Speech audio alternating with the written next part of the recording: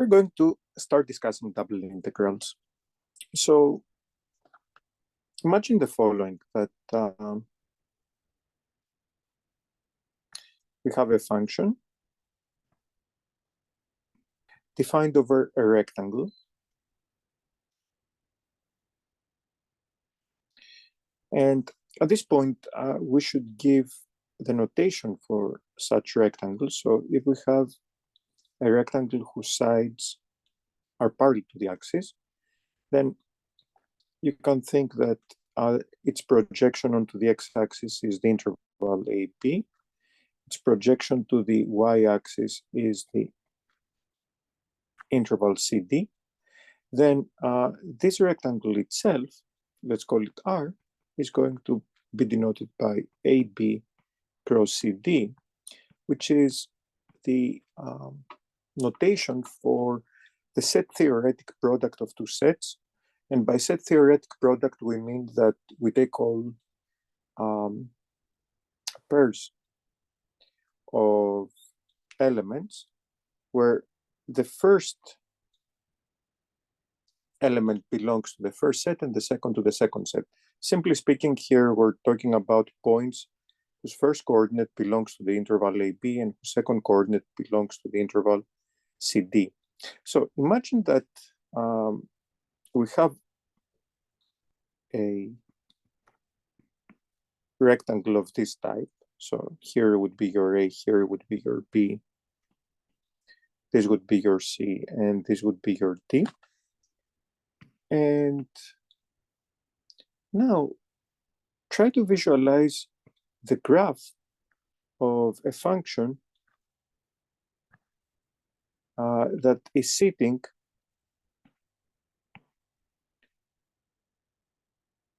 somewhere here above this domain of definition. Okay, so let's say this is the graph of z is equal to f of xy.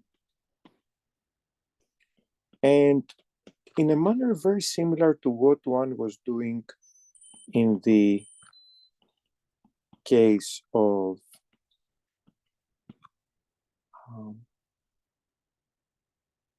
integrals in one variable, we do want to compute the volume of the three-dimensional region that lies between the graph of the function and the xy plane. And this is precisely the volume that we're going to denote by the double integral over AB cross CD of the function f of xy. And then here, in the place of the traditional differential that we have in the case of one variable, we're going to put dA. And this will be called the double integral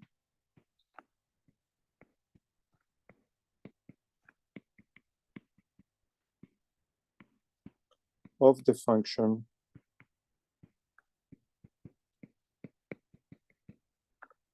f of xy over the set. In this case, it's a rectangle, we can specify that, over the rectangle AB cross CD.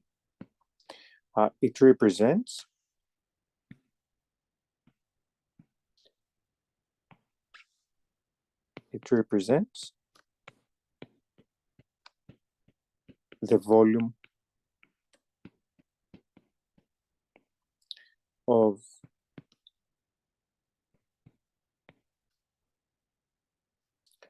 the 3D region lying between the xy plane and the graph of the function.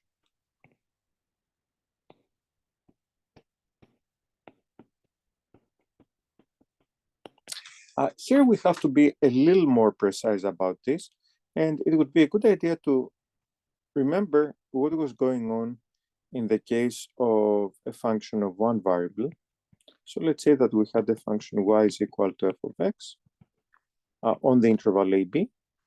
Then the agreement back then was that whatever lies above the x-axis counts as positive area. So this would count as positive area. And whatever lies below the x-axis counts as negative area. And we're going to follow the exact same principle here. So it's more proper to think of this as signed volume.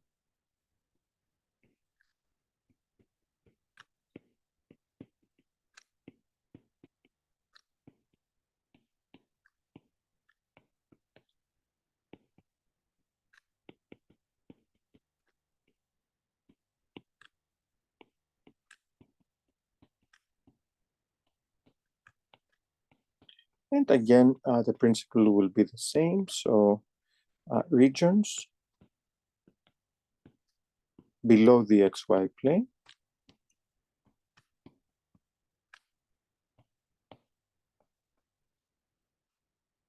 count as having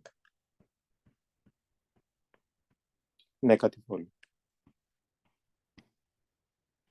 So for example, if let's say we had a graph that lied completely below the xy plane, so the function was negative, then its integral, its double integral, would be negative. Now, of course, from our experience with integrals in one variable, we know that there is a certain process of defining this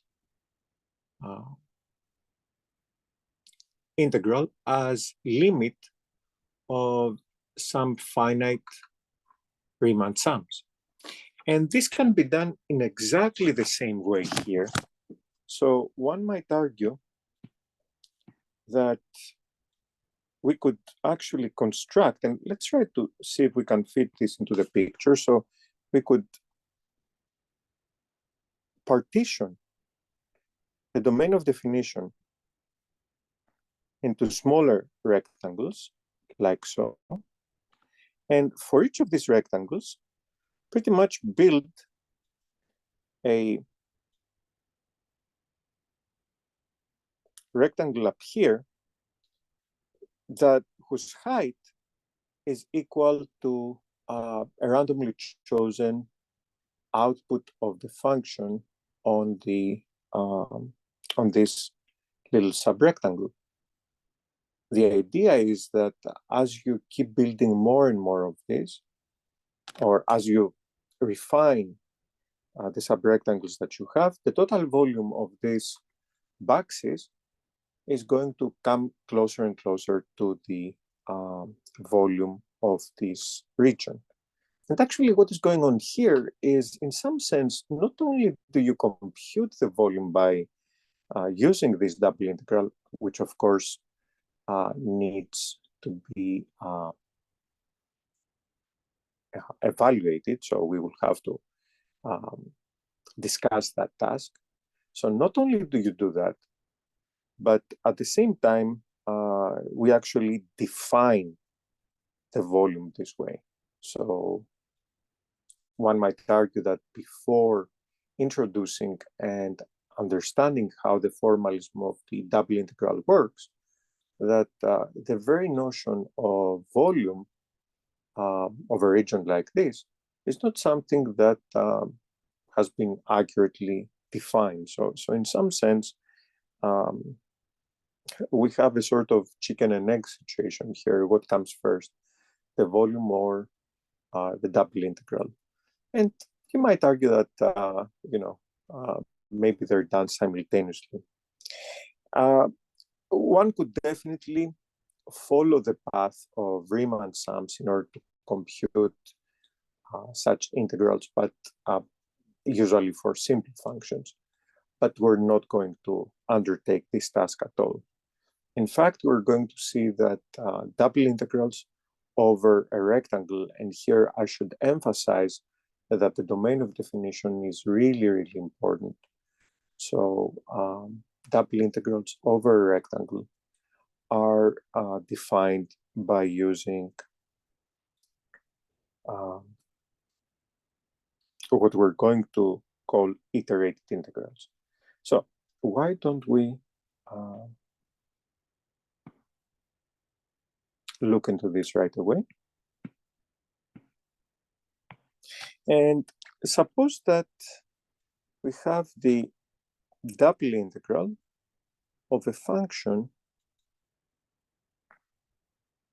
f of xy over the domain AB cross CD, which, as we explained, is a rectangle.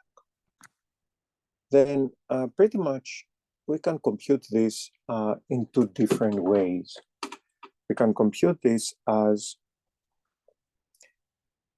integrating first over AB, and let's think about it. So imagine that we fix a y. Imagine here that we fix a y, and we integrate this function with respect to x. So think of it this way: if you fix a y, then you get a function of x. Find its integral. For different y's, you will get different numbers, maybe different numbers. So you might argue that this depends on y. And just on y. And then what you proceed to do is integrate this with respect to y. So in other words, the integration is done in two steps. So this is called a double iterated integral.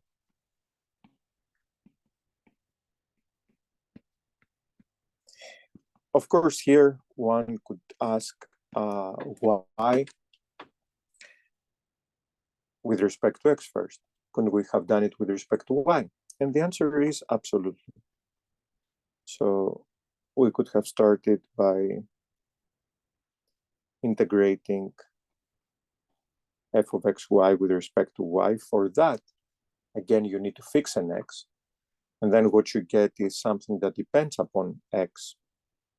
And then you integrate this over the interval AB with respect to x. So the integration is pretty much done in two stages. And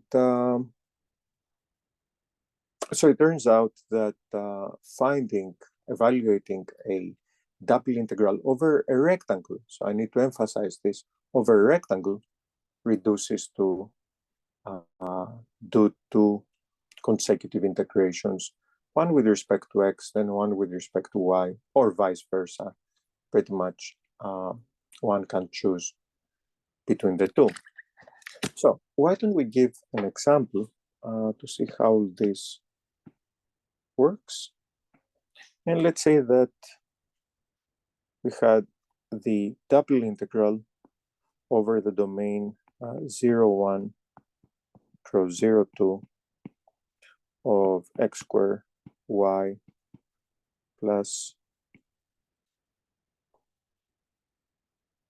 xy squared, let's say, for the sake of the argument.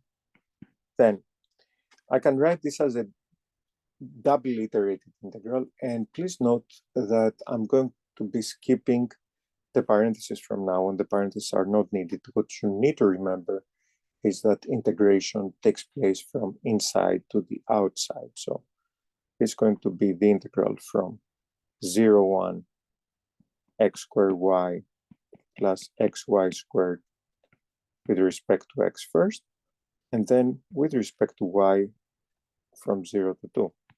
So how am I going to perform my first integration? So I want to focus on this, right? I'm going to treat y as if it were a constant. So the antiderivative then would be x cubed over 3 times the constant y. So I'm finding the antiderivative of x squared plus x squared over 2 times y squared. And as usual, I would like to go from 0 to 1. And as soon as I compute this, I would like to integrate it from 0 to 2 with respect to y. So this is going to be, so I plug in x equals 1. That gives me y over 3 plus y squared over 2. And when I plug in 0, I just get 0. So pretty much I have to find the integral from 0 to 1 of y over 3 plus y squared over 2 dy.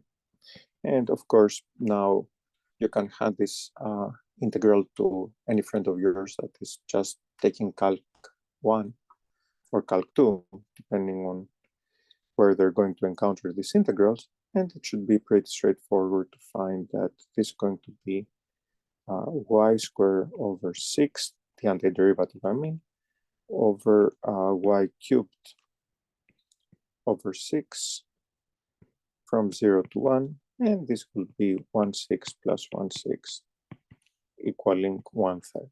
And that's it. Okay, so that is our first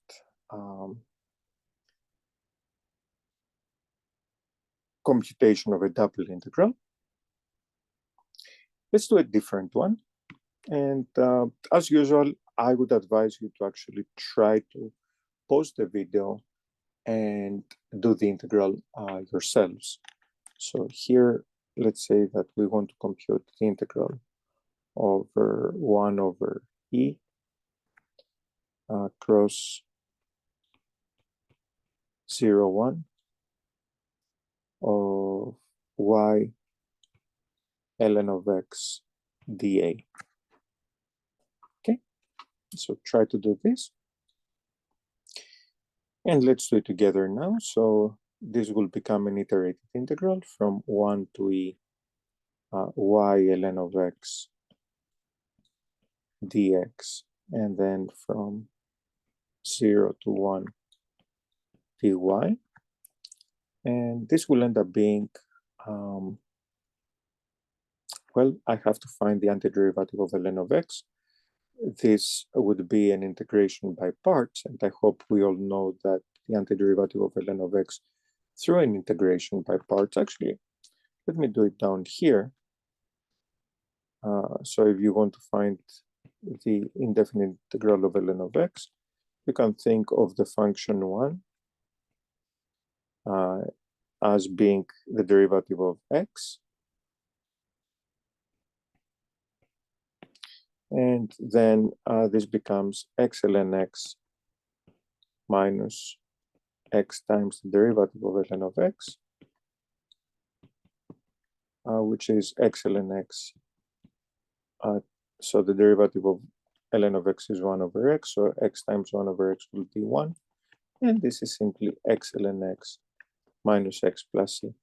Please note that I used the integration by parts under the following formalism, that if I have the derivative of f times g, then this is fg minus fg prime. Okay, so in any case, the bottom line is here that I will get x ln x minus x, and I would like this to go from 1 to e. And once I find this, I would like to integrate this from 0 to 1 dy. And it's an interesting computation. Pretty much what you get here is 1y. ln of e is 1, which means that when you plug in ln of e, I'm sorry, when you plug in e, you find e times 1 minus e, which is 0. And then when you plug in 1, ln of 1 is 0, and that gives you minus negative 1. Again, we might want to see it in more detail, so let's take a look at it. This is what you would get. And you can see that ln of e is 1, which means that this whole thing is 0. ln of 1 is 0. So the only thing that stays behind is minus negative 1, which gives you 1. So it's y times 1. And you want to integrate from 0 to 1 dy. This has to be the simplest integral of all times, and that will give you 1/2. Okay, so that's our iterated integral that allows us to compute our double integral. Now, this integral, actually, the one that I just did, could have been computed by using a very simple principle that holds true for these integrals. If the integrand, and I should say that there are two things that we should note here. So first of all, if the integrand, I remind you that the integrand is the function to be integrated,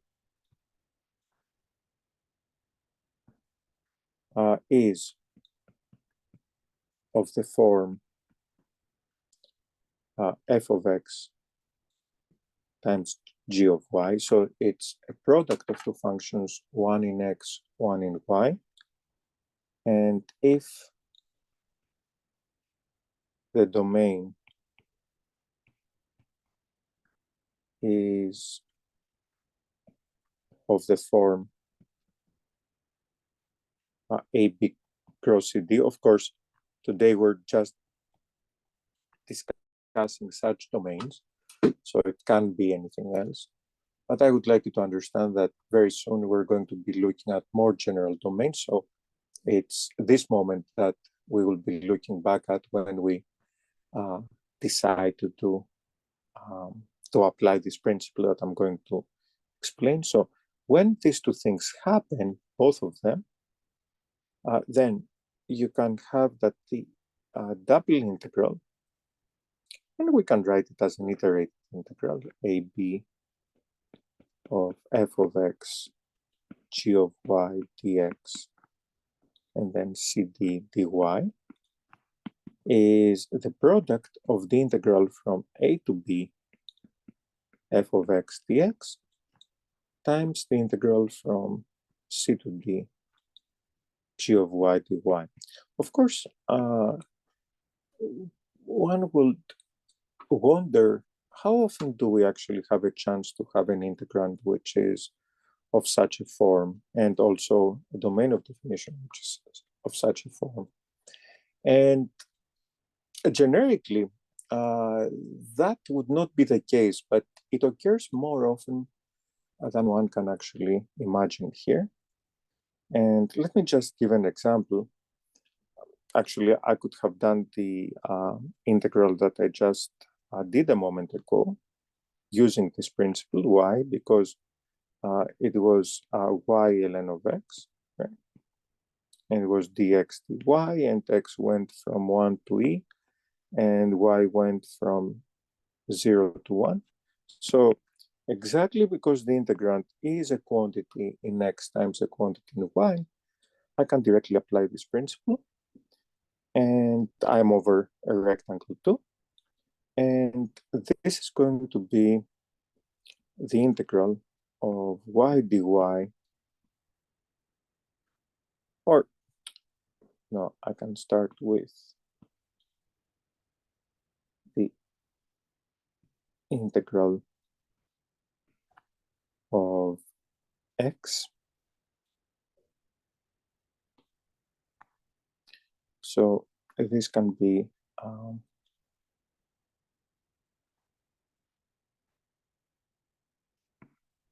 the integral from 1 to e of ln of x dx times the integral from 0 to 1 of y dy. And now these integrals could be computed separately. And here, of course, we did a computation a moment ago. We would know that this is 1. We would also know that this is 1/2. So we would get 1/2.